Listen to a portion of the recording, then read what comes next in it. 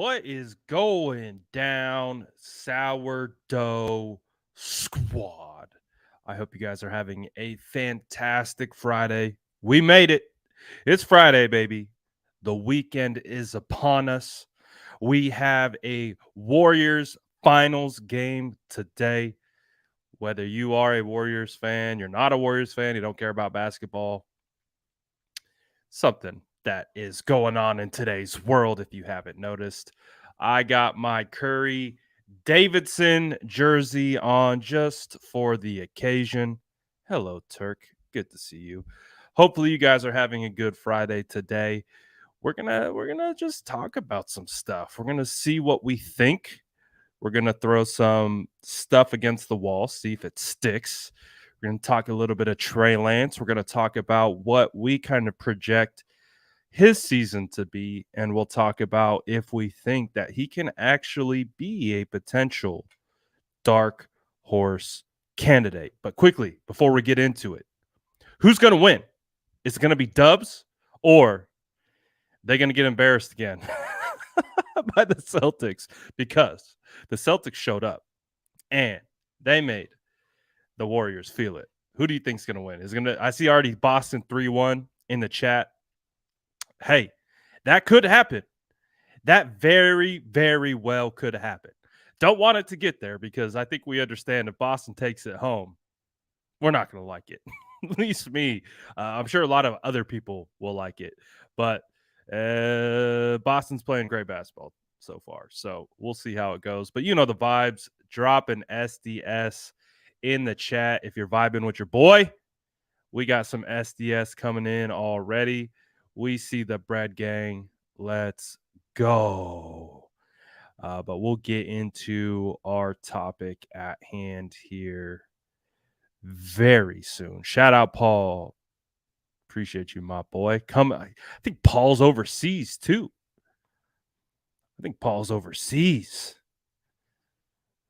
But appreciate all you guys checking in wherever you're checking in from. Tony's got the dubs. Love to see it. Shout out to SDS. We see the gang in here per usual. I feel it. Luke says, I'm a Jazz fan, but it's always Irish pride if the Jazz ain't playing. So clearly he's going for the Celtics. What's good, Christopher? Hope you have a great weekend as well. Yes, sir. Paul checking in from the UK. Love to see it. Oh, we got a couple Brits in here. Let's go. We see you. We see you guys. Let's go. We got Oregon in the building. We got Jersey in the building. We got AZ in the building. Oh, enemy territory.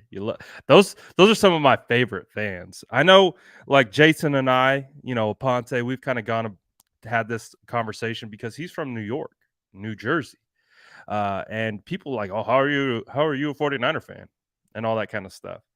I almost have more respect for people that are fans of like the San Francisco 49ers. Like if you're in Seattle, like if you're in Arizona, like you're I guess now living in LA. But again, man, if you're a fan and you don't live near the Bay, like that doesn't mean anything to me. If you're a fan, you're a fan. And we got some of the best in the building.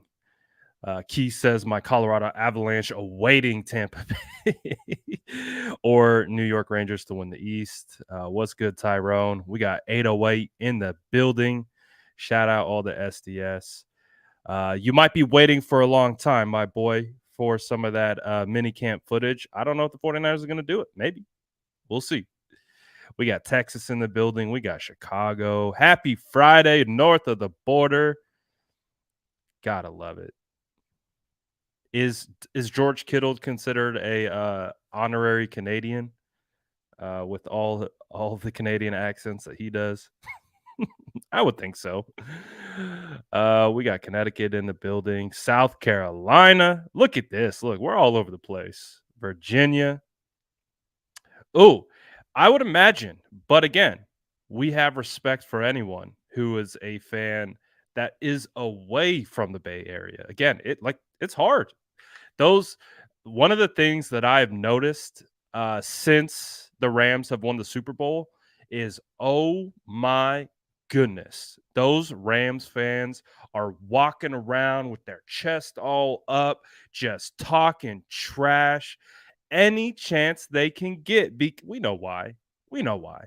The 49ers have owned the Rams, especially as of late. So I could imagine living in LA, being a 49er fan, it could be you probably getting chirped a whole bunch because those Rams fans, you gave them that. Hey, they got that ship, of course.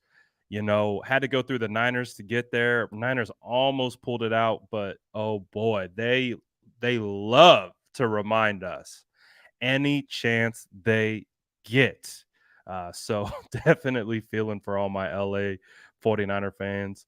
Appreciate you, Paul. So it's 5,000 miles away. Never miss a game, no matter what time. Brad Gang in the building. Let's go. We got East LA. Look at that, man. We everywhere. Born in Frisco, raised in San Jose. I was originally born in San Jose, now residing in Disco Bay. Let's see what else we got. I'm from Oakland. Always asked how I'm a Niner. I feel that. I feel that for sure. I wonder, James, are you a rare 49er A's fan? I'd be interested to see what that's about.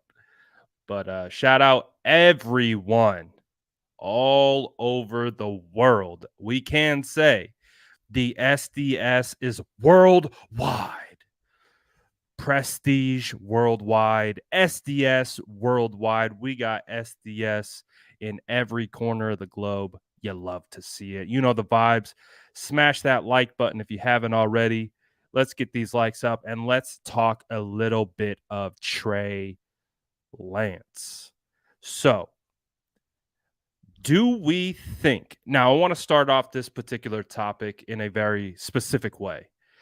I think, and I think we can all agree, that the expectation for Trey Lance that we have, maybe as fans, as supporters of the San Francisco 49ers, are going to be tempered. Do we think Trey Lance is going to be good? Yes. Do we think Trey Lance is an extremely high ceiling? Yes, we do. Do we think Trey Lance can do a lot of things in the NFL? Absolutely.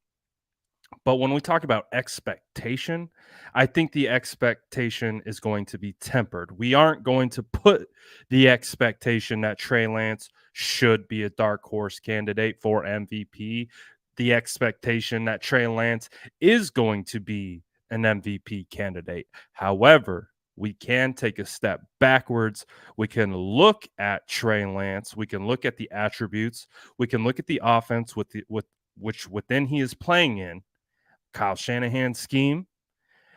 We look at the talent pool that the 49ers have to work with around Trey Lance. And we could start to build a case of why it is a logical thought process to think that maybe Trey Lance could be a dark horse MVP. Now, I'll go ahead and say that's not an expectation. I do not expect Trey Lance to be the MVP of the NFL next year.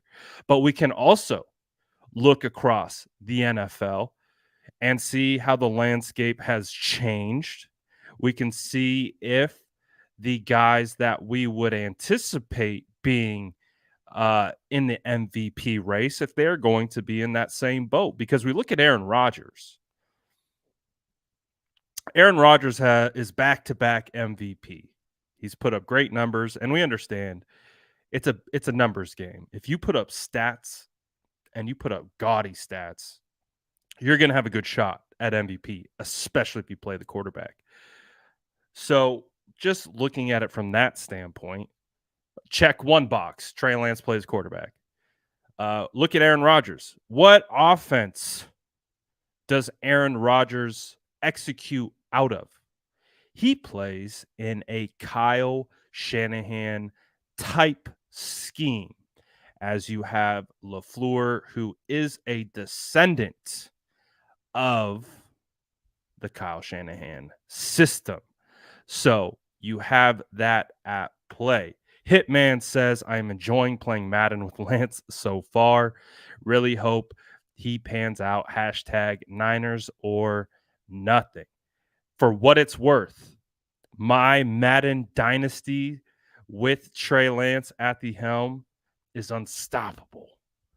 Trey Lance cannot be touched. But I also have one of the dopest offensive lines that was ever assembled. So, little different than now. But again, we're going to look at it all. We're going to talk about it. We're going to see if it could be something that is a range of outcome. Now, let's start off with this. Let's start off by polling the chat. Give me your percentage chance, and I don't expect it to be high, full disclosure. Give me your percentage chance that Trey Lance, in his first full year as a starter, will be the MVP. Let's just start here, and then we will work backwards to see, and then we will do it again at the end to see if we maybe bumped up some of those percentage chances up just a little bit. But let's see right now. I want to see in the chat. What do we think? Oh, boy. Hitman dropping the 50%. Sarge 95%. Trey Lance going to be the MVP. No holding back. Jago Crazy says 15%. 5% we got here from Shoutout. Again, butchering your name, but I like saying it that way. 717 says 20%. Brian says 10%. 5%. And no, we are really not using Madden as an indicator. It's just fun. It's just fun to talk about. Michael says 5%. Keith throwing out 89%. 50-50. Ooh, that's a good chance. 40%, 5%. JM says, I'm going to keep it a buck, 4%. 13.5%. Let's see what else we got. Tony's dropping 20. Joey's dropping 10. Alex says 35. I think I read a lot of people where we're putting money on him. I have heard a lot of money has gone on to Trey Lance to win the MVP, but I think partly due to just the odds, like the odds that are set right now, which I don't know what they are. If you were to bet Trey Lance to be the MVP and you won, and you put a sizable bet on that, you're walking home with some quiche. You're walking home with your pockets filled of cashola. If you actually hit on that bet, because again, I don't think he is the odds-on favorite to be an MVP. When we say dark horse, we mean it. Like, he's probably a dark horse, but we can make the case of why he could be that guy that comes out of nowhere and just really wows people. But we'll talk about it all. But you can see, I think for the most part, the majority of the chat is sitting around, anywhere from 15 to 30%. Feels like the average. But again, you have outliers in both direction. For sure. You have outliers in both direction. But so let's talk about it. Again, welcome to the offseason, ladies and gentlemen. So we're going to talk about it. Aaron Rodgers. Aaron Rodgers doesn't have Devontae Adams anymore. No more. He gets Christian Watson. I don't know if those are necessarily apples to apples from a weapons standpoint. So, hey, I don't know. Does Aaron Rodgers take a step back? Because part of the MVP discussion is also looking at across the rest of the league. What is the rest of the league doing right now? Are those guys, like, again, look at this list right here. This way, this way, this way, this way. There we go. This way. You'd think I would know where to point I've been doing this every day for like almost 2 years now. You think I would figure out where to point. Look at this list. Aaron Rodgers lost his number 1 weapon. That has been a huge reason why Aaron Rodgers is back-to-back MVP. Again, they talk about their camaraderie. They talk about knowing exactly what each other is thinking, being on the same page, reading defenses and adjusting accordingly. And again, it's Devontae Adams. He's one of the best, if not the best wide receiver in the NFL. Okay. I would imagine they actually take a step back a little bit. We'll see. We'll see if the production remains. We'll see if Aaron Rodgers is able to put up those same type of numbers. But Lamar Jackson has been getting dinged up a little bit. And he won it in 2019 with a phenomenal year. But how did he win it? He won a lot of that with his ability to do work on the ground as well. What was his rush totals? What were his rush totals? Why isn't it showing me his rush totals? You can see in 2019, he had a phenomenal touchdown to interception ratio, 36-6 TD interception ratio. So that will be a part of this. Being efficient will be a part of it. They're not showing his freaking rushing yards. Where are the rushing yards, man? Rushing yards. Look at the rushing yards. So that is a big, big reason why obviously Lamar had a great year that year, but 1,200 rushing yards. That's insane. That's insane. Do we think Trey Lance is going to be able to get numbers like that? Or do we think Lamar is going to be able to replicate that? I don't know. I don't know. We're going to find out. We're going to find out, but maybe Lamar takes a step backwards. Patrick Mahomes, someone that we think as a MVP caliber, uh, quarterback. He doesn't have Tyreek Hill anymore. No more Tyreek. Now, his number 1 wide receiver, at least what feels like his number 1 wide receiver, is Marquez Valdez-Scantling, who is Aaron Rodgers' number 2 wide receiver. So Aaron has lost his number 1 and his number 2. So maybe these guys take a step back. I don't know. Does Tom Brady keep moving forward? And does he be able to do that? Probably not. I think I agree right here with JM. I think the favorites this year for the MVP race is going to be Herbert and Josh Allen. I think these guys are going to be at the front of the list when it comes to MVP candidates. You look at Herbert, you look at the supporting cast that he has, you look at the defense that he has, you look at the offense, you look at the weapons that he has, Keenan Allen, Mike Williams. They've got some young talent too buried on that wide receiver core. Austin Eckler is going to get a lot of production from him as a wide receiver. Herbert's got a cannon. Josh Allen, and we understand who Josh Allen is.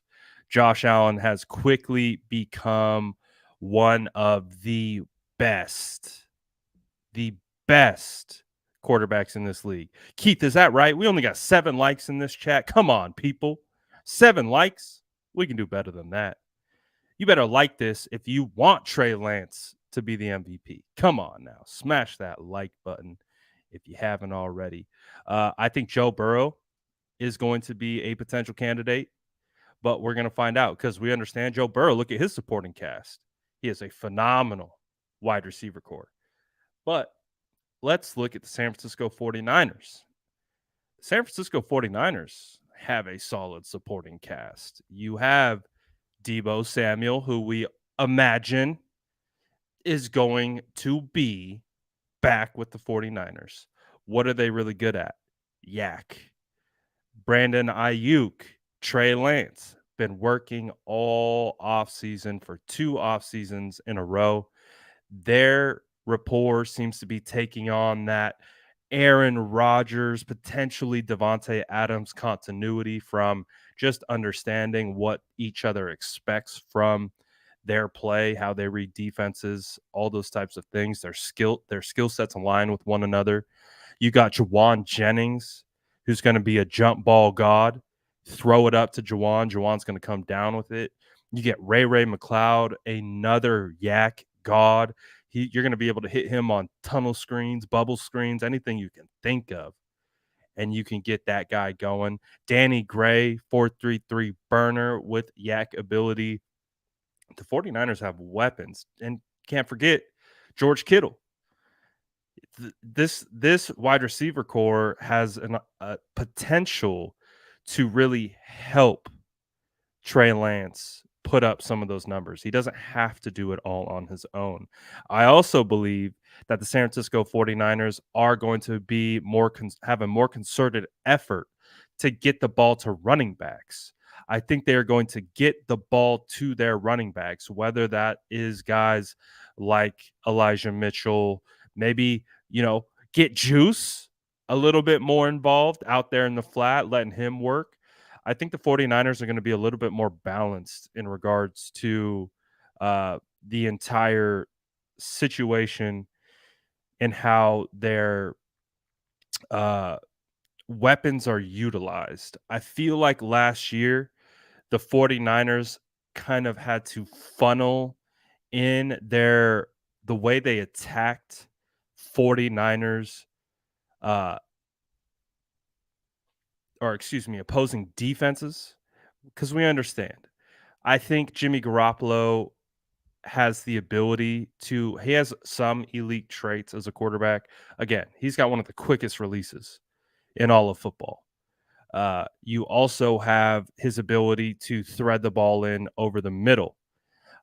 I do think that with Trey and his skill set, he will have an ability to be more dynamic in spreading the ball around, doing a lot of different things. And guess what? Maybe the 49ers, you know, try to pass the ball a little bit more. Also, you have to think about it. Trey Lance has a running ceiling. Trey Lance has a running ceiling. He's going to be able to rush the football. And he has an opportunity to put up some good rushing numbers. So it's going to be very, very interesting to see what Trey is capable of with these weapons on this offense and see what they're going to do. Hendrick says, "Nah, we a run first team. I wouldn't want that to change. To be honest, I wouldn't want it to change either. But you have from my understanding, I don't know if Brendel has started before, but at least with the 49ers, it's going to be Jake Brendel's first time potentially starting. You're going to have Aaron Banks, who will be his first time starting in the NFL. You never know. They might turn the run game into an extension of the pass game. So you could put up numbers that way. So overall, when you look at the roster, you look at the weapons around them, you have a really good defense who's going to be able to hold teams from scoring points. I think Trey Lance is going to have an opportunity. Do we think he's going to be the top quarterback in the league? Probably not. Probably not. There's really good quarterbacks in this league right now. You have your Josh Allens, who's going to be that guy. You have your Justin Herberts, your Joe Burrows. You still got Patty Mahomes. Lamar Jackson still exists. You still have Tom Brady kicking around. It is not a foregone conclusion at all that Trey Lance will be in the MVP discussion. But can we talk about him as a dark horse? Potentially. Because if Trey Lance is turning in 900 rushing yards, 10 rushing touchdowns, 3,700 passing, if he's getting anywhere above 25 passing touchdowns, under, 10 to 8 interceptions, he could. He could be in that conversation. Not saying he will be, but he could. Uh, I think ultimately, if the 49ers are winning games with Trey Lance as the starting quarterback, I think that's when maybe some hype could pick up. I think if Trey Lance is leading this roster, you're getting great production from your supporting cast. Again, when you take a step back from things, a lot of people are going to look at the numbers. They want to see the numbers. It's like kind of statistically driven, it feels like. So if you're getting the ball and he's efficient in getting the ball to guys like Debo Samuel, Brandon Ayuk, Jawan Jennings, George Kittle, all these different weapons that he has that are all yak gods, he could theoretically put up some big numbers this year. Not necessarily, all air yards. Look at some of the numbers that Jimmy Garoppolo put up. Those weren't air yards. You know what I mean? He was getting a lot of yak yard after the catch statistics and things like that. So it's not crazy to think that Trey Lance couldn't have that because I think when we look at the entire situation and how everything played out, we don't look back at last season and think that Jimmy Garoppolo just went bonkers or anything like that. But last year, Jimmy Garoppolo was still able to put up 3,800 passing yards. And that's without the man really challenging downfield. That's with a lot of yak. That's with, I think he had and again, I could be speaking incorrectly, but I think he had the lowest air yards out of any of the starting quarterbacks. So you you take the same weapons, you take the same offense, not the same, it would be different. It would be a different variation of the offense. But I think you sprinkle in a little bit more of a passing attack, the Trey Lance's ability to run, and if you can stack running with the passing production, there could be a world where he could be considered maybe in the conversation. Do we think he will be the MVP? Probably not. But hey, it's fun to think about. What if Trey Lance did do that? What if Trey Lance came out and did put up an unbelievably statistically phenomenal year next year?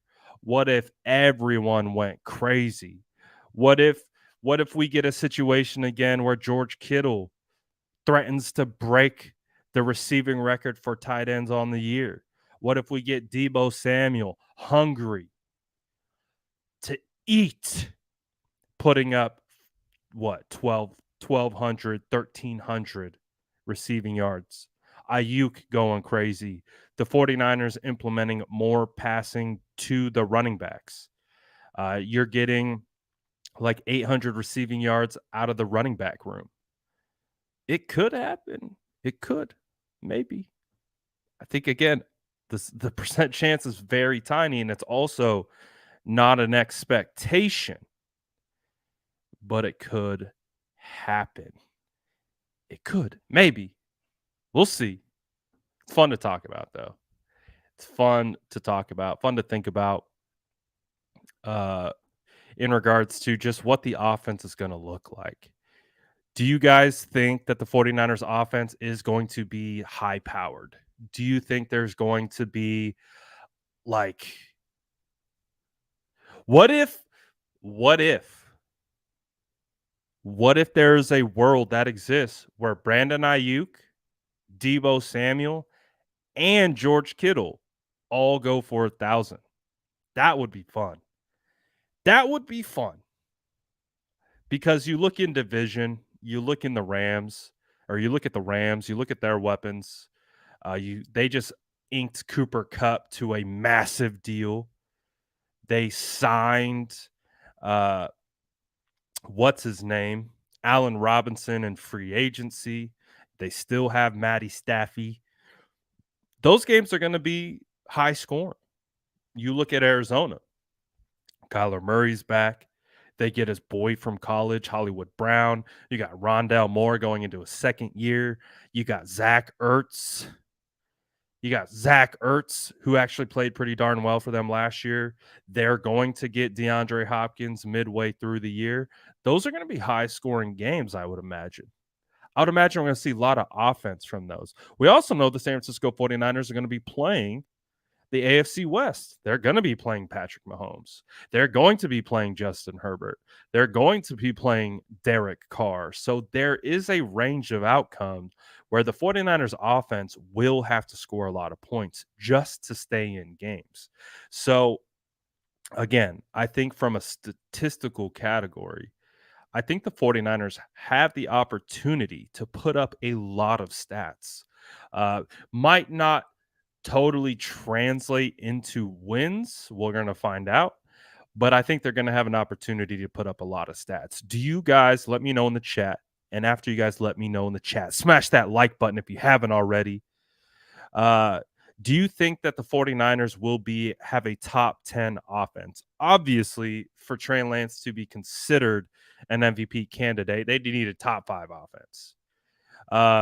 But do you think, taking a step back from the MVP conversation, do you think that the 49ers will have a top 10 offense, statistically speaking, in regards to passing yardage, efficiency, rushing, all those things? Do you think that he will be there? Life of Whitey says, of course, they're going to be a top 10 offense. I think with the 49ers weapons that they have, I think it is absolutely going to happen. Top 5 easy, says Michael. Charlene says yes. Roman says, I would be worried if we didn't have that. Caddy Boy says yes. 6 at worst. I believe so. Again, we're making the case. If the 49ers, and we believe that the 49ers are going to have a top 5 offense, then you would have to imagine Trey Lance is putting up numbers. And if the 49ers have a top 5 offense, they're winning games, they could. Trey could. Again, you have the rushing addition. Let's say the 49ers get into the red zone. We saw what Kyle was trying to do with Trey Lance when they got into the red zone, not only against AZ, but against the Texans as well. We saw the touchdown get wiped off the board because you had the Brandon Ayuk holding in the Texans game. We saw Trey Lance get stuffed at the goal line, not the play that you're thinking of on the rollout, but on the designed quarterback power where Ross Dwelly kind of whiffed on a block that ultimately got Trey Lance stopped. If Kittle's in there, he gets that block, and that's a walk-in touchdown for Trey Lance. That's 2 easy touchdowns that Trey Lance could have had on the ground as a rusher. So I think that ceiling adds a dynamic to this that will be interesting. Now, will he be able to take over guys like Joe Burrow, like Josh Allen, and these, Herberts? Maybe not. Maybe not. But when we say dark horse is just like in the conversation. Will Trey Lance be in the conversation for that? Again, not the expectation. I do not expect Trey Lance to be like I don't expect we're like week 15 and we're like Trey Lance is pushing for the MVP. Let's go. Like, it could happen. It could be a range of outcome, which is why we consider it a dark horse. But I don't expect that to be the situation. But if it is the situation, we're very happy about that. But I think the ultimate situation that will be at hand is I think the 49ers are going to put up numbers. I think they are. we've seen Trey Lance be efficient. When we looked at his statistical output when he was in college, that first year, he didn't throw a single interception. He's capable of being extremely efficient. And if the 49ers are that way, if they can get into a situation where they are have a healthy dose of run, pass, and they can do all those different types of things, I think there is a range of outcome where he could be considered a dark horse MVP. Do we think he's going to be? I don't know. But think of it from a fantasy standpoint. Is Trey Lance going to be a top 10 fantasy performer next year? I'm sure a lot of you guys play fantasy football. I'm sure maybe a couple of you guys already have Trey Lance on some dynasty squads. Do you see an outcome where Trey Lance is going to be a top 10 fantasy performer? What do you think about that? Bryce is saying Lance is going to be an MVP in this league. Absolutely. We're going to see if he's going to be an MVP in fantasy. Ooh, shout out Jesse. Appreciate the $20 super chat, my boy. Appreciate that. He says, I genuinely believe this offense and team will be an absolute juggernaut. We've seen what Kyle dialed up with a QB who can throw deep and accurately. Matt Ryan, MVP, right? Matt Ryan was an MVP, was he not? Let's not forget that offense was record breaking. Shout out Jesse. Appreciate the super chat, my boy. Hopefully, Wifey is doing well.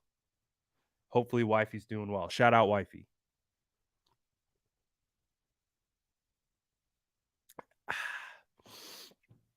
Woo. Woo.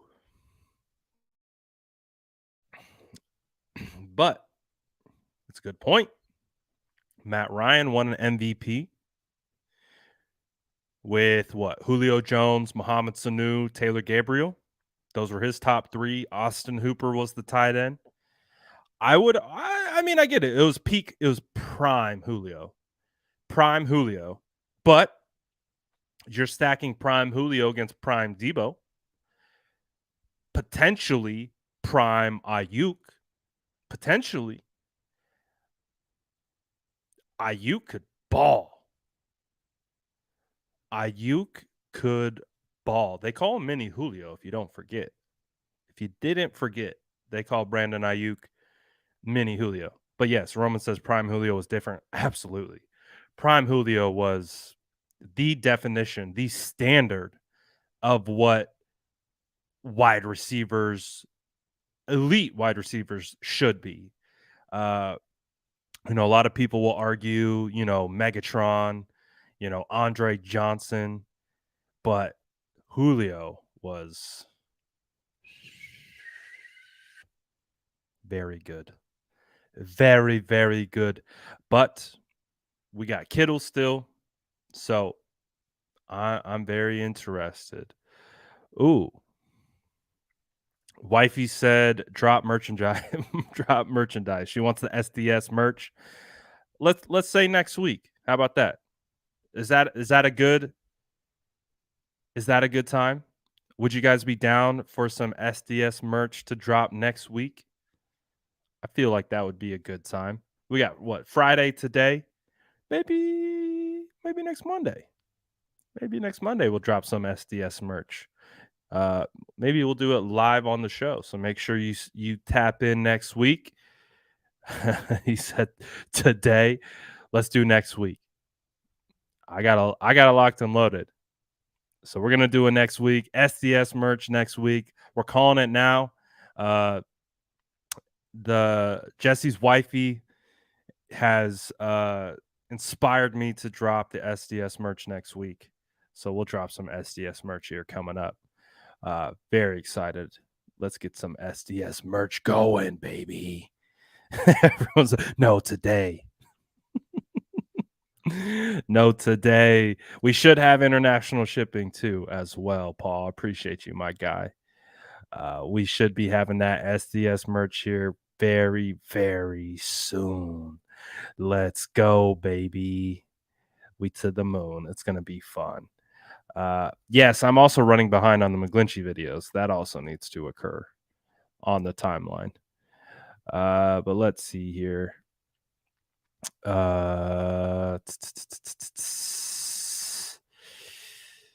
Oh, good question, Justin.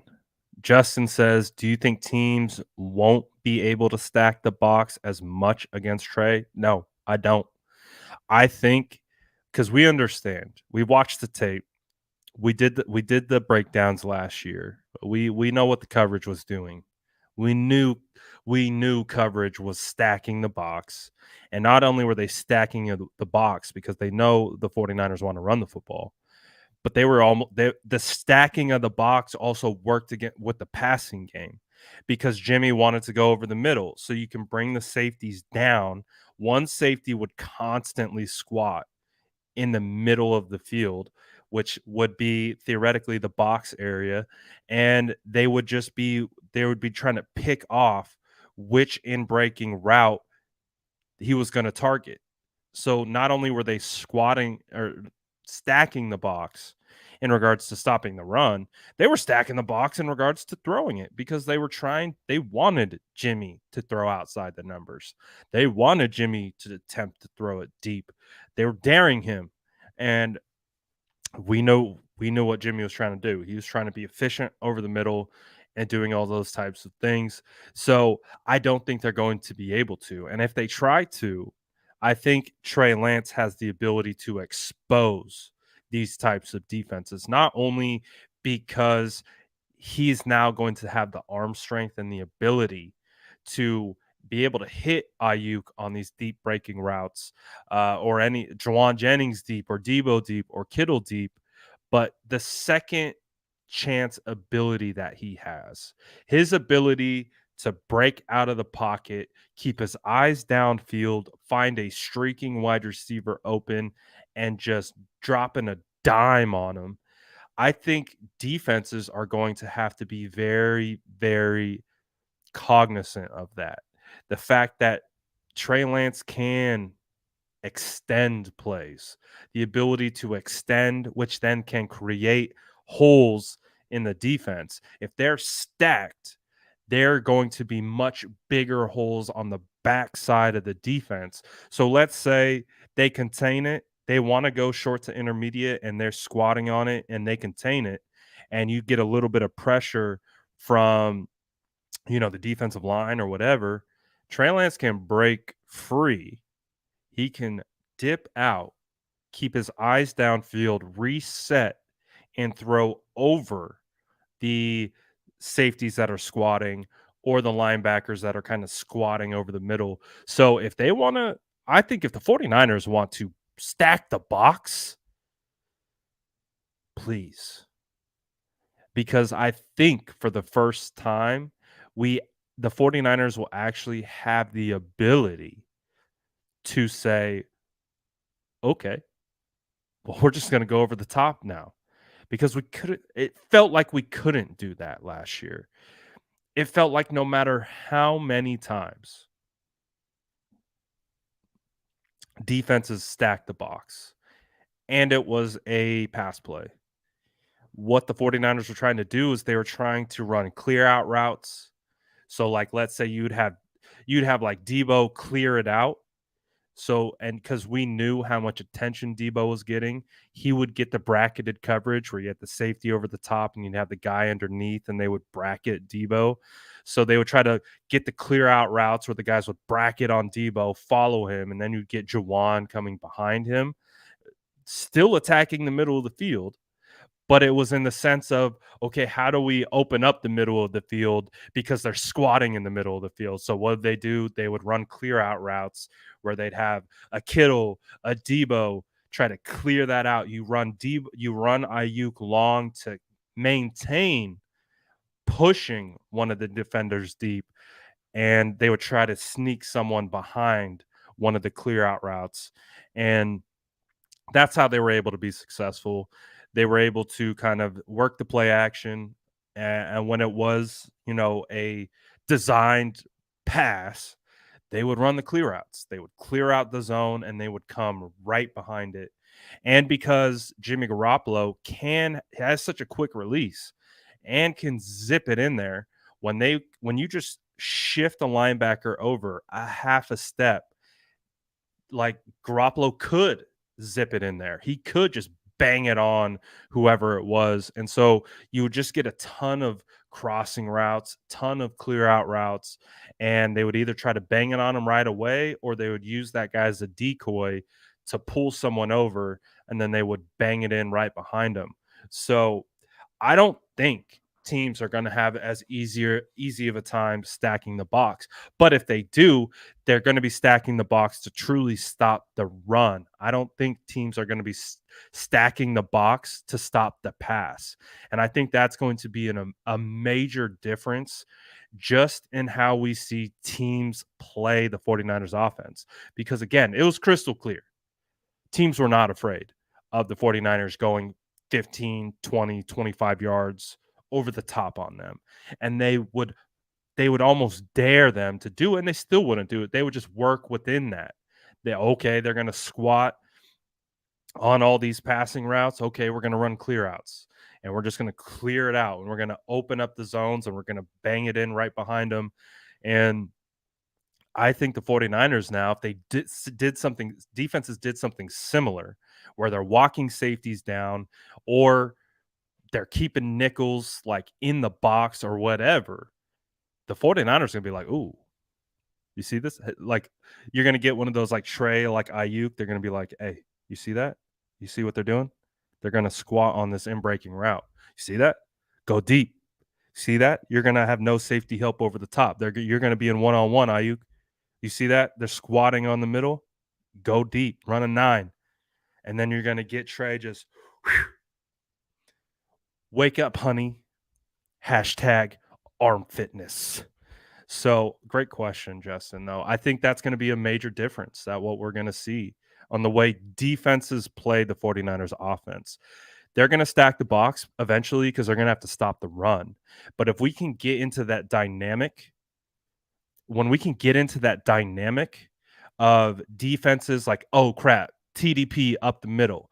Oh crap, Elijah Mitchell outside zone, then up the middle. Oh, maybe a little juice backside counter. And you're starting to work the run game and it's working. And then they have to sneak a safety down into the box. That's when you take advantage. You hit the play action naked boots and you get these guys going. You get Ayuk on the backside over the top of the coverage, and then you let it rip. Like, that's going to be the difference, I think.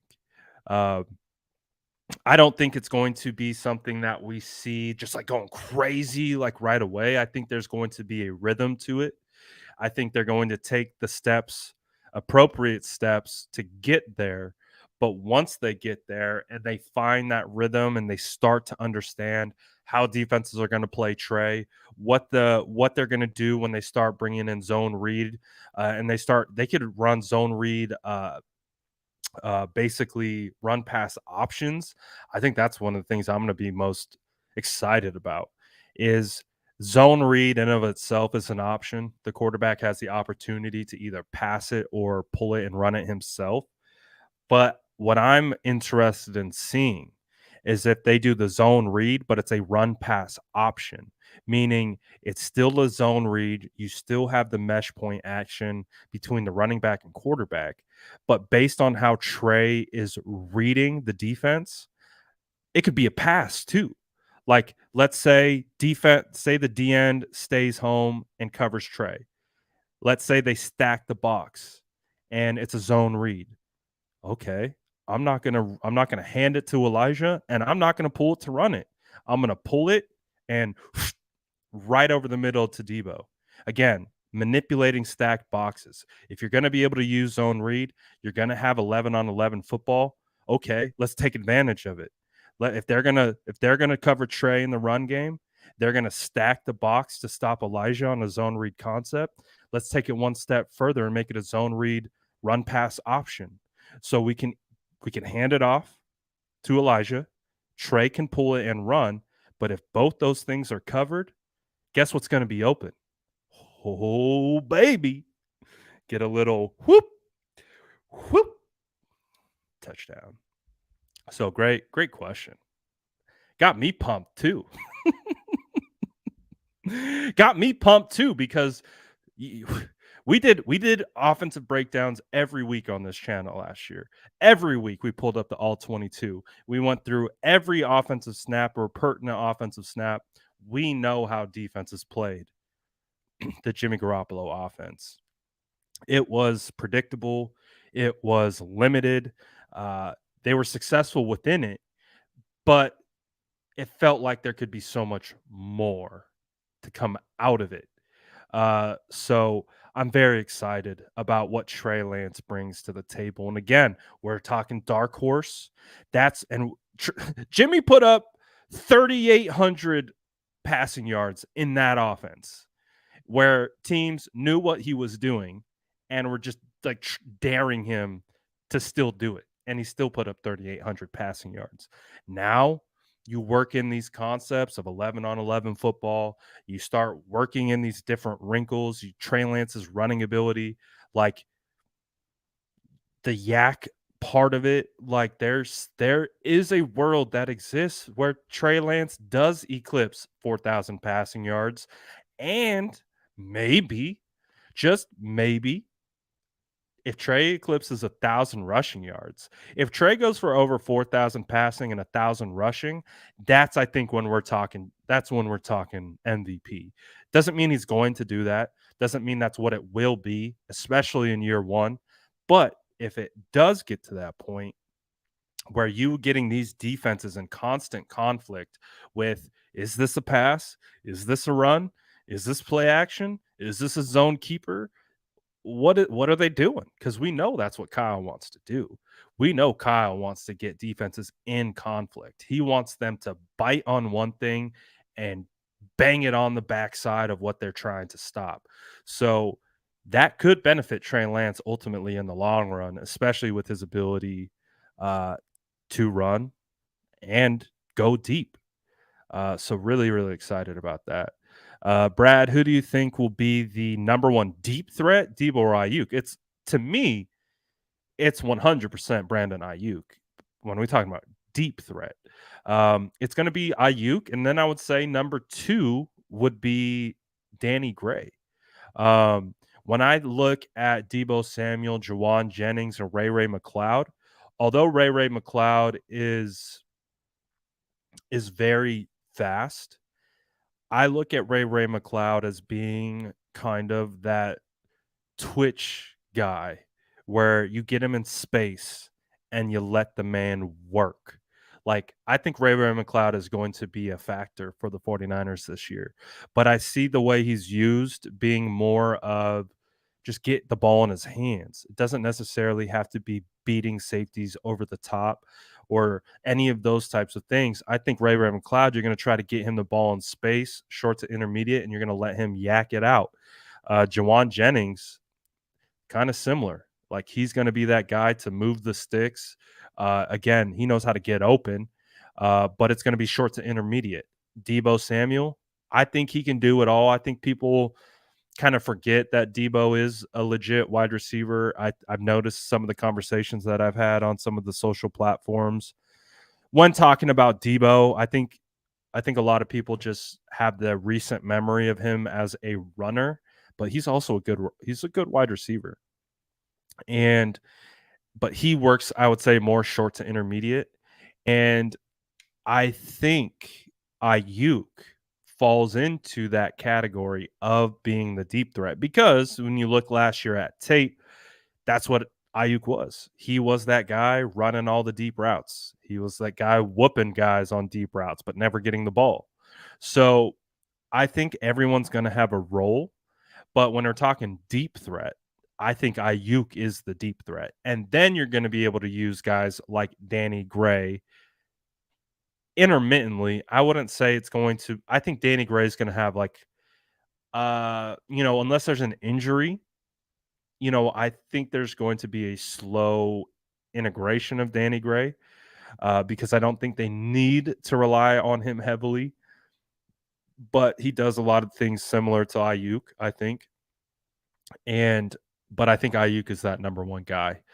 When you're talking deep threat, that's got to be Ayuk. He's already proven to be that guy. He just didn't get the opportunities. But I think with Trey Lance, again, you go back to that Texans game, you see some of the passes that Trey was throwing and targeting to Brandon Ayuk. I think Ayuk becomes that guy. Ayuk becomes that threat down the field where he will be the guy taking the top off the defense because, hey, mini Julio, right? He's got the athletic traits, but he's got the speed, he's got the hands. If he can put it together here, then Ayuk has the sky's the limit for Ayuk. By all accounts, it's just get it right up here. Obviously, whatever issues with Kyle that they had, that's figured out. I think we're going to be all right. Ray will be a top deep threat. Could be. Could be. How many wide receivers the 49ers carrying this year? I would imagine six. Six, and the sixth guy is typically your special teams guy. But we understand Ray McLeod is probably going to be that special teams guy. So I think he makes it. But I think the 49ers keep six and they carry, three or four on the practice squad. Can I team up with Jack Hammer? Absolutely. Love Jack. JJ will be number one red zone target. I think so. I think Jawan and Kittle are gonna feast this year in the red zone. Feast. Like again, we talked about clear out routes or working over the middle, and Kyle has a great way of creating space for his wide receivers. You get big bodied guys like Juwan Jennings, George Kittle, again, that just know how to get open. Run it up, baby. Run it up. Stonks. That's what I'm saying too, kind of back to this whole conversation that we're talking about with Trey Lance. Like, if these guys are getting open, if they're getting open, Kyle's scheming them open, and Trey Lance has the competence to get them the ball, that means Trey Lance is going to be putting up numbers, baby. That means Trey Lance is going to be putting up numbers. Now, again, will that translate into MVP status? We'll see. We'll see. But feels I'm excited, man. I'm excited about this offense. You guys, if you go back to last year's coverage of the draft before they drafted Trey Lance, the reason why it was Trey Lance or Justin Fields is because I wanted that element. I wanted that element of 11 on 11 football. We didn't want Mac Jones, but I've also made it very crystal clear that I've never said a bad thing about Mac Jones's ability. When we talk about Mac Jones versus Trey Lance and Justin Fields, it was the lack of rushing ceiling. Now, again, the NFL has taken this evolutionary process of having quarterbacks that have mobile ability in and outside the pocket. Justin Herbert. You look at Patrick Mahomes. You look at Josh Allen. You look at Lamar Jackson. The way the NFL is trending, you look at the guys that were ahead of Trey Lance and Zach Wilson and Trevor Lawrence, all mobile quarterbacks. Now, that doesn't mean Mac Jones wasn't mobile within the pocket. It was just a different type of mobility. He wasn't a threat. He didn't bring that threat to a defense that, we gotta watch out for Mayo Mac. He might tuck it and run. No one cares if Mac's gonna run. No one cares. So you can't get that 11 on 11 football. That's why when we look at Trey Lance and what he can bring to this team from a schematic standpoint, he can change the way defenses approach the 49ers offense, which is scary because we already understand Kyle as a play caller and a play designer can manipulate the hell out of opposing defenses. So I'm just excited about what could be, uh, because again, you have the weapons. You have the weapons around him. You have a good defense. You have good special teams. You have the ability to do a lot of different things. Sean saying this looks like what he thinks the wide receiver depth is going to be. He says Debo 1, Ayuk 2, Jennings 3, Gray 4, Sanu. Sanu's Sanu's not on the roster, my boy. Ray 6. But I also though, if Sanu is available and there's like an injury that occurs, I wouldn't be surprised to see Sanu. I wouldn't be surprised to see Sanu as a coach with Kyle eventually. I think Sanu is a good leader, but he's not on the roster at the moment. Uh, but I do agree with this. He was like the uncle in the room. He's that type of leader, but unfortunately, he's not in the room this year. We'll see if he makes it back to the squad. I wouldn't be surprised, but currently not on the squad. Uh, but I am excited. What is the top 6 wide receivers gonna be? It's gonna be Debo, it's gonna be Ayuk, it's going to be, uh, Jennings, Gray, Ray. Who's gonna be the 6th guy? I'm interested to see if one of the, undrafted free agents can win that spot.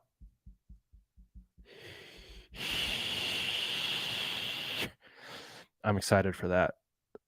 I'm excited for that. Again, can't sleep on guys like Turner, can't sleep on guys like Marcus Johnson. Those guys are good. Like, they have some talent. Like, when the 49ers signed them both to one-year deals, again, they're kind of veterans. I think they're around 25, 26 years old. Both have been through a couple teams and things like that. But when you look at them, they have some they're talented when in regards to whether it's being I think Turner has some deep threat ability. I think Johnson is more of a all-around type wide receiver, contested catch, can run the routes, can high point, can do all those types of things, but they have some talent. Keyshawn Johnson, again, I like Keyshawn coming out of Fresno State. We don't even talk about Keyshawn Johnson. We don't even talk about Keyshawn Johnson. Taysir Mack, Tay Martin. My gut is telling me right now, again, I could be completely wrong on this. I could be completely wrong. I haven't seen anything to tell me otherwise. So it's a straight up gut check. But my gut feels like Tay Martin could win that number 6. Again, I haven't seen anything from Tay Martin to really tell me otherwise outside of college tape. But I don't know. I'm being drawn to him. I don't know why I'm being drawn to Tay Martin so much. So very interested to see what that looks like. Uh, Justin says, Brad, do you think Anthony Lynn saying taking bigger backs was intentional and that bigger backs typically stay healthier than smaller backs? Give TDP and Mason an edge for making the final 53? 100%. I think we know TDP's making this roster regardless. Mason could make this roster. And we talked about it before, maybe Hasty is being put on notice. I think Trey Sermon's being put on notice. And I thought Trey Sermon could have been that guy, but is he that guy? We're going to find out this year. This is a big year for Trey Sermon. It's just, man, would they cut Trey Sermon? I don't feel like they would. I don't feel like they would, but if Anthony Mason is that guy, not Anthony Mason, getting Lynn and Mason mixed up. But if it's Jordan Mason, right? If Mason really shows out in training camp, who's going to be on the chopping block? That's why I can't wait to get to camp, baby. Let's get to camp. God, this is going to be a long ass 2 months. I cannot wait to see what this situation looks. That's a good point. They did. They also got rid of Dante Pettis. However, they did keep Jalen Hurd around for quite a bit. Quite a bit. So we'll see. We'll see. Yes, 2 months. If you haven't heard, training camp will begin July 29th. Oof. We got some time. We got some time. So we're gonna see what it's all about. But overall, again, this has been a pretty offensive heavy show because of what we're talking about with Trey Lance. But I think Trey Lance could be a beneficiary. Do I believe that ultimately means he wins the MVP? Not necessarily, but I do think he could be a dark horse candidate. Uh, maybe not a winner, but maybe a candidate. I think I think Trey Lance has the ability and uh, option to be a candidate for the MVP. Doesn't mean he's going to win it. But again, all the things that we have talked about here, we look at the weapons on the wide receiver core. Feels like all these wide receivers are taking that step at the right time. We look at the run game. The run game is going to be a factor. So that's going to take pressure off of Trey.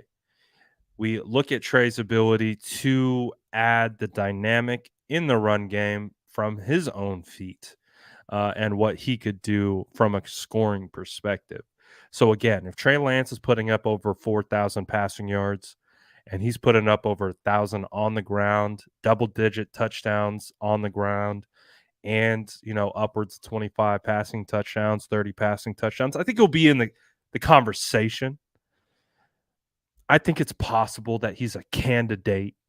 Might not win it. I don't think he would win it. I think it would take like a crazy year for him to win it because I think we would also agree that there's going to be other quarterbacks that have really good years next year. So we're going to find out. Roman says, can we get defense stream next? Absolutely. We'll do defense next week. We'll do a crazy breakdown on the defense. We got a lot of topics that we could talk about now that feels like the Debo drama subsided. Feels like we understand what's going on with the quarterback position. So we don't need to talk about that stuff anymore. We can just kind of talk about football stuff, what we think is going to happen from a football standpoint, and all that good stuff. So, but I'm excited to talk about the defense too. The defense is going to be fun. I don't want to get too ahead of myself because we got a lot of days ahead of us. But defense is going to be fun to talk about. Definitely going to be fun to talk about. But yeah. Any other questions, comments from the SDS? What's our likes at? How do we end up doing on likes? I think at one point we had like 6 likes. What's our offense or what's our likes looking like? We getting people smashing the like button? We're going to find out here pretty soon. 84, that's not bad. We could do 100 though. We could do 100. We could easily do 100. We should be doing 100. Seriously. DJ out there working. He's grinding. But we should be able to get to 100 before we head out of here. There's a solid what, 15 lurkers? We got a solid 15 lurkers. It's easy. Just boop, smash that like button. That's it. Oh, I'm down. We can absolutely talk about this. What do you want to talk about? He said, quit lurking and smash that like button. Oh, we're almost there, baby. Just like that, almost to 100. Let's go, SDS lurkers. Still part of the gang. Hey, you don't got to be up front. You can lurk. Just smash that like button. That's it. And we get to 100 quick. We get to 100 quick. But hey, shout out Luke. Appreciate you, Luke. You have a blessed day too, brother. Yes, they are. Yes, they are. We are not alienating them. It's okay to lurk. Just smash that like button. But I'm down to talk barbecue really quickly. Did you guys see the spread? I can even pull up the spread. Let's pull up the spread. I've had the pleasure of eating at the Art of Barbecue as well.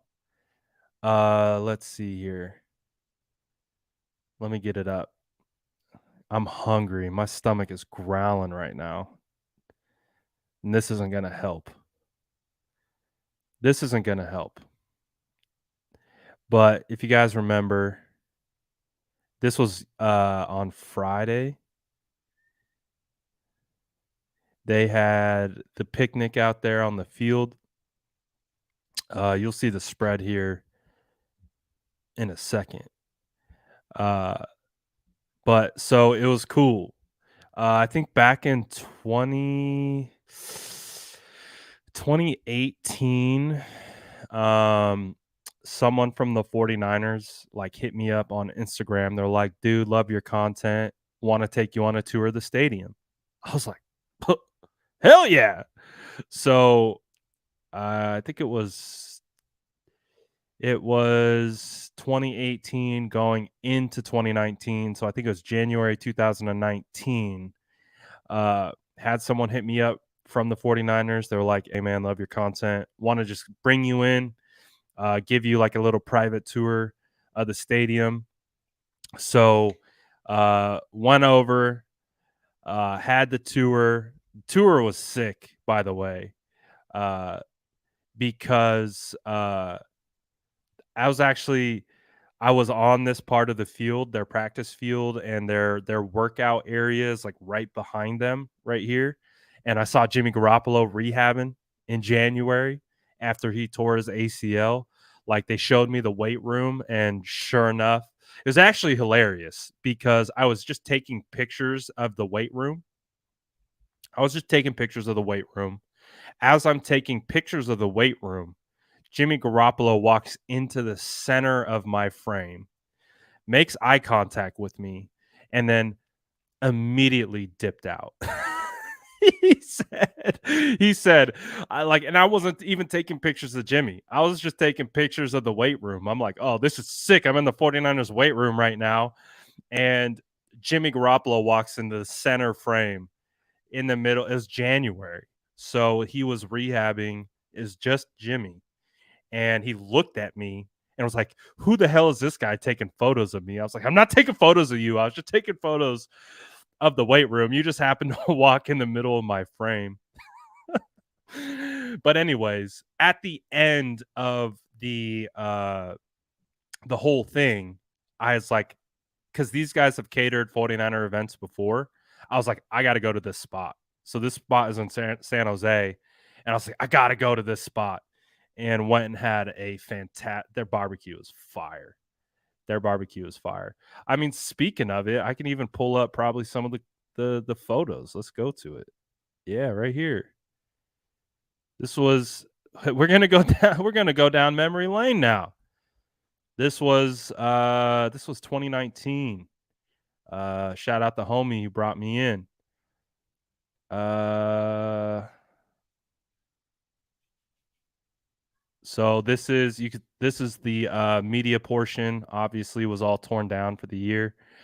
Um, went out onto the field. You can see the BCS National Championship logo was still on the field. That was that particular year.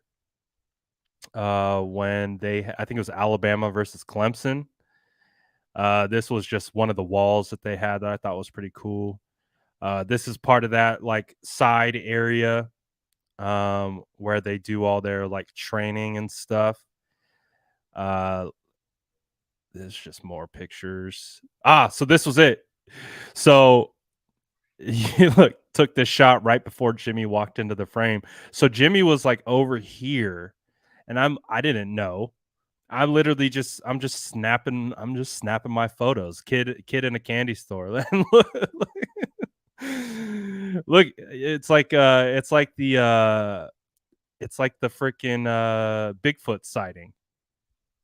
Like, I'm not even trying to take a picture of Jimmy. I'm just taking a picture of the weight room. I'm like, oh, sick. I'm in the 49ers weight room. And, and Jimmy Garoppolo comes walking into the frame. I was like, and I know for a fact, he's like, who is this guy taking a picture of me right now while I'm rehabbing at my own facility? I was like, my bad, dude. I wasn't really trying to take a photo of you. I was just taking a picture of the weight room. We got 100. Let's go. Got to 100. Let's go, baby. These were all the championship photos. Went into the press box. It took me all over the place. But that was super cool, man. That was definitely an experience that never forget. But the whole point was when had barbecue at that place that just catered for the 49ers. So that barbecue was fire. Absolutely fire. Uh, didn't even see this. Didn't even see this. Ellis says, smash that like button. I love barbecue, by the way. Oh. Who's my contact inside? I can't give up the plug. And to be honest, there's a couple of them, but I can't give them up. Can't give up the plugs. But shout out Ellis. Also, make sure you smash that like button. But that was hella cool. Going on the like behind the scenes tour, being able to go into all the spots that you'll never be able to go to. Seeing all like the little media. I saw like all the media, like where they do all their content creation. Got to see where they're working out. Got to go in like the underbelly of the stadium. Again, went to the press box. Went all over the place. It was dope. That was super cool. That was super cool. I'm not going to Hollywood. I could never go Hollywood ever. That wouldn't be a real thing. Wouldn't be a real thing. But anyways, I want to get back. I need to get back. Being on the field was hella cool though. But I'm trying to get on the field like during a game. That would be the best. I'm a big video guy. Uh, would love, would love. I did go into the kitchen.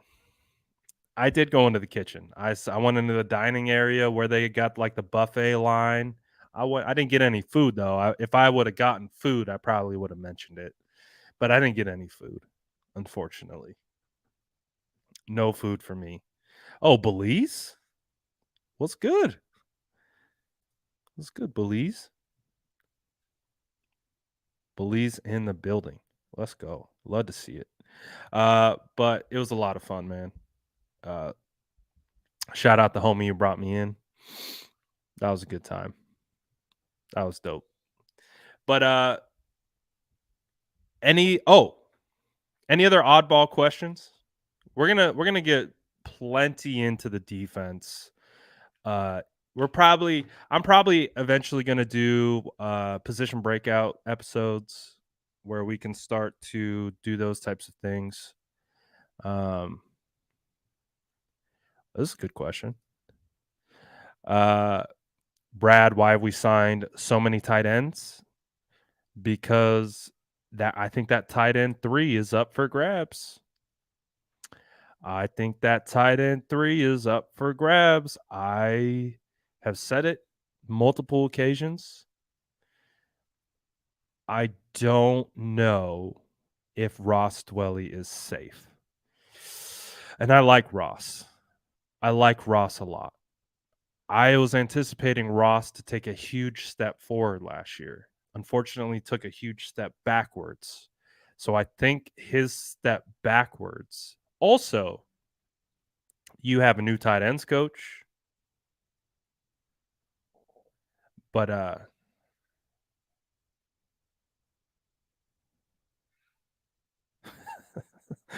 they have a new tight ends coach. Some of that could have something to do with it.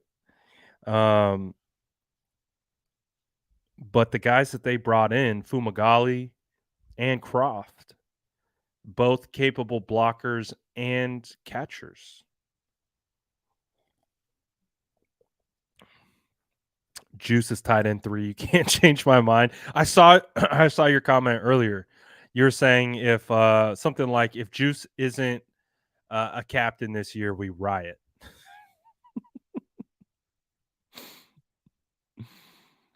Hey, this actually is not a terrible idea. This actually is not a terrible idea. It's not a terrible idea. It really isn't. I think if you made Juice the tight end, he would clearly be the second best tight end on the team. Oh, our bots want in. Our bots want in. Uh, that's actually not a bad idea because I think Hockett's good. I think Hockett's good. So, well, Warner's a blocker. And we know how that goes. If you're a blocker, no one talks about you except me. If you're a good blocker, no one talks about you except me. So I'll talk about Warner. Warner is definitely right now, from what I've seen, the second best tight end from a blocking standpoint out of Kittle, Warner, and Dwelly. Now Croft and Fumagalli, we'll have to see. But again, Warner blocking is a very critical aspect of playing football. It just isn't hyped unless you're me. I'll hype blocking all day. We like people who can block. Absolutely. And Warner's one of those guys. Warner is very good at blocking. Yes, screw the bots. Screw those bots. All right, who's winning tonight though? Who's winning? Is Curry gonna carry the dubs on his back? Because Dre ain't doing it. Clay's pressing. Who's it gonna be? Hate these bots, bro. Shout out the mod squad. Oh, pain. Pain. Hey, I'll say this. What's good, Lake City? I'll say this. If the Warriors come out and they play like they did on Wednesday, it's Celtics in 6. Like, it's not even like I can't even be a homer. Like, if that game, like the fact that they even took a lead in that game was a miracle. It was one of the ugliest performances that I've seen in a while. Like, again, we remember when they lost game 1. They had that game in hand the entire time and they just gave it up. they just I don't even know how to explain it. It's like an oh gosh. I think this game, and Paul's right. Whoever wins this game wins the series. Whoever wins, if the Dubs can split on the road, that's a good sign. But I really do think like whoever wins tonight is going to win the series. So that could very well be the Celtics. Celtics, I'm not going to pretend like I watched the Celtics before this. And I'm extremely impressed with how everyone down the bench plays. The effort that they play with, they move the football, they make their shots. Like they get good shots and then they make their shots. And they take advantage of the opportunities given to them. The Warriors aren't taking advantage of their opportunities. They're fumbling away their opportunities. Every time they're gifted an opportunity, they fumble it back. And you're just like, oh my God. It's the most frustrating thing in the world. So we'll see what happens. But yeah, it's going to be a tough game. That Celtics crowd ain't messing around either.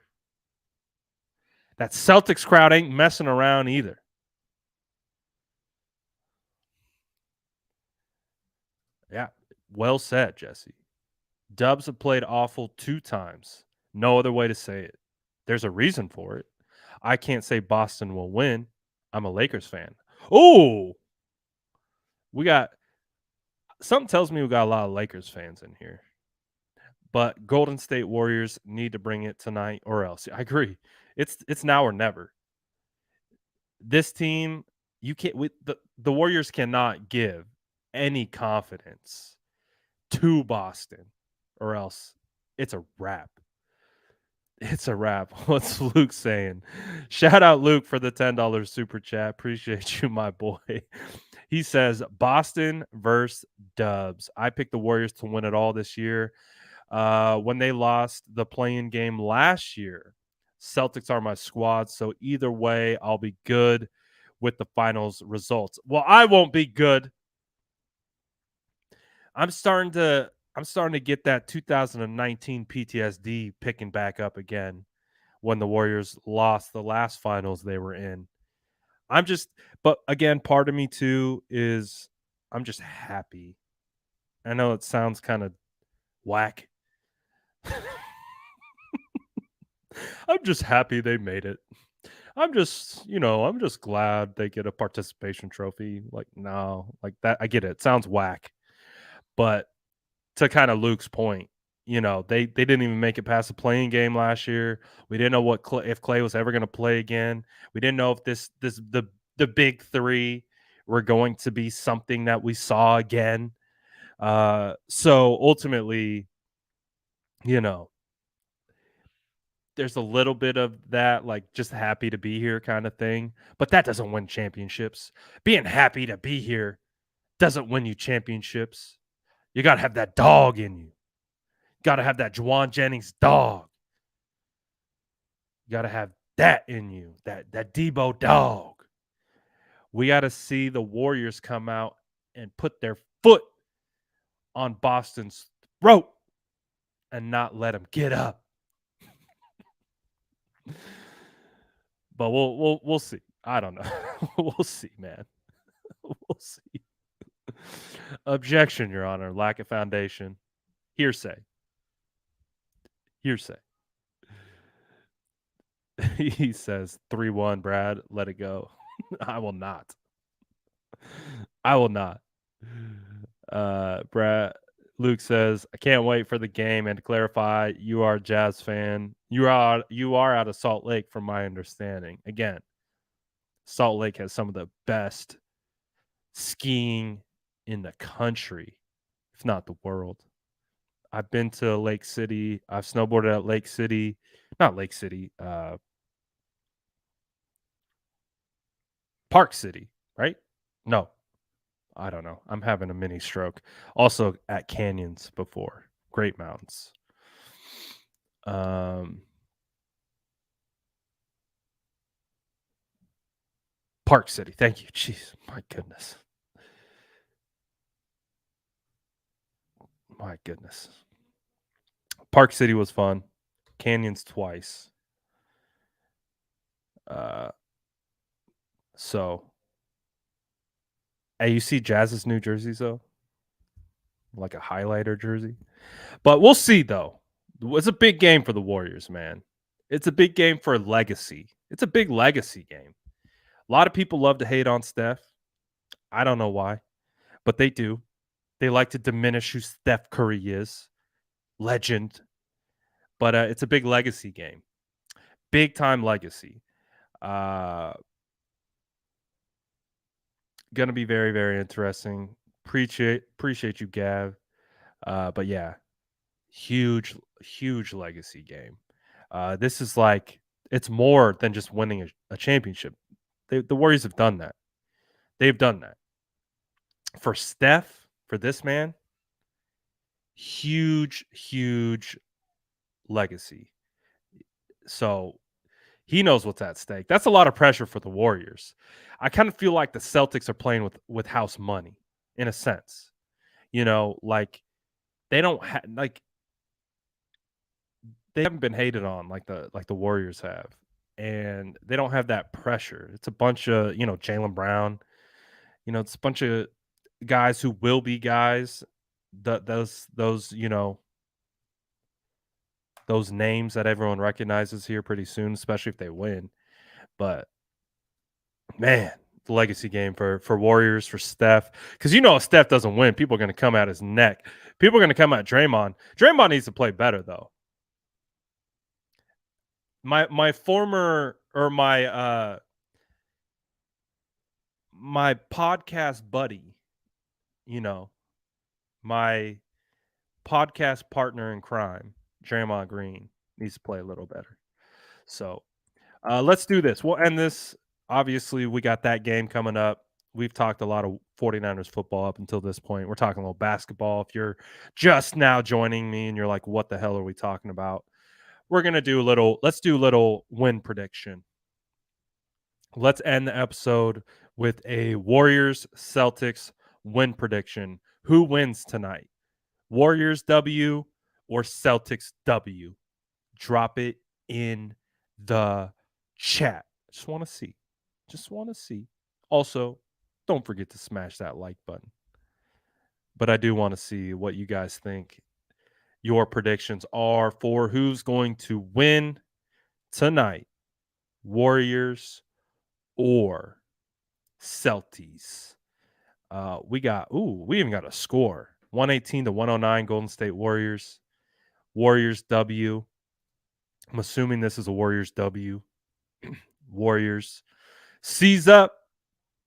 Roman says, I don't care, bro. Don't care. Warriors W. I want the Warriors W. I hope we get it, but we're going to find out. Again, make sure you smash that like button. Get ready for the off-season grind. We will continue to be here doing content for the San Francisco 49ers all the way throughout until training camp. So again, shout out all the squad vibing with me, watching all the streams. We're going to keep it rolling. Make sure you hit that sub button if you haven't already. Smash the like button, of course, and make sure you get those noties on. We'll be back on Monday. More topics to discuss. Definitely as we get into this. Hopefully talking Warriors dub on Monday as well, but we're going to find out. Appreciate all you guys as always. Shout out to SDS, Immaculate Vibes, per usual. We're out here. I might do a little Instagram live if you guys want to hop over for that. But hey, we got Warriors tonight. So let's go. Appreciate you guys.